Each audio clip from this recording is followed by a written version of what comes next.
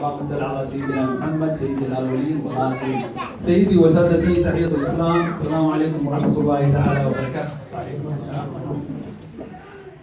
dhammaan marti sharafta, waalidiinta, macallimiinta, warbaahinta Soomaaliyeed nagala soo qaybgalay ardayda xafladan qiimaha iyo qaayaha mudan leh waad salaamantihiin mar labaad, mar saddexaad, mar afraadba.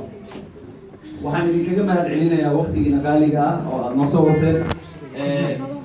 barnaamijkeena haddayna waa ka hadalnay walow hadda waxaan dib ugu soo laabtay waalidiinta qaar oo delay ku dhacday ama dibudhac.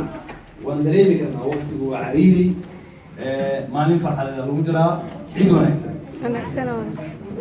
alxamdulilah rabbilcaalamiin. ahmiyadda maanta aan halkaan iskugu imaano waxa ay tahay inaan waalidiinta aan usoo bandhigno waxbarashada qiimaha ay leedahay. haddii carruurta la maalgeliyo, lagu dadaalo in waqtigooda la siiyo, juhdi badan lagu bixiyo, in carruurta wax soo saar ay sameynayaan.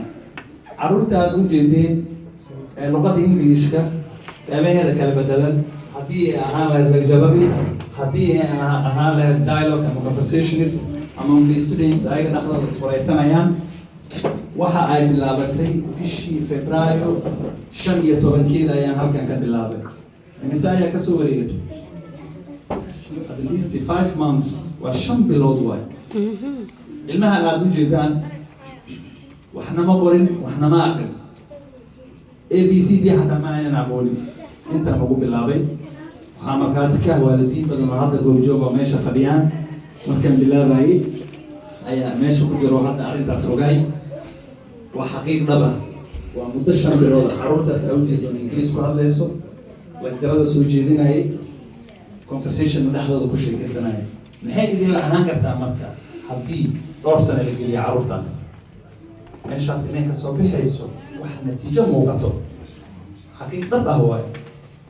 waxaad ogtihiin oo aad la socotaan in carruurta inta badan marka ay dhameeyaan dugsiga sare ama ay ka soo baxaan inay culays ka saaraan wax la yidhaahdo shurkuud, driving lessons. driving lessons waddanka aan ku noolnahay waa loo baahan yahay qofku inuu qaato, laakiin cilmi maaha. baabuur la wada cilmi maaha, laakiin waa loo baahan yahay. waddankii aan ku noolnahay, adeegaan ku qabsanaynaa, waan ku danaysanaynaa, waa la baranaa, meeshaas ha ku ekaato. cunuga dugsi oo soo bilaabay, dugsi dhaxoo ku xigsaday, dugsi sare u dhameeyey. ilmihii beeyada waxay u batay marka hebel aabe hebel waa kaasa bawr inaa iga dawa aniga sharkuud biyo soo qaatay. cunuga sharkuud biya la soo qaatay, okay wadaba dhigto oo dhaabahay haddana taxiga jab soo geli waayo. hay taxiga aawe cilmigi, aawe dugsiga sare waqtigaa gelisa, aawe waxa aad baranaysa, aawe biyadaa soo qaadatay. tan waa loo baahan vocational skills aa lahaa. vocational skills biyada marka aad qaadato, haddii adiga cilmigaaga aas leedahay waleedahay horumu dhaqaaqi kartid, ha ku dayan qof kale.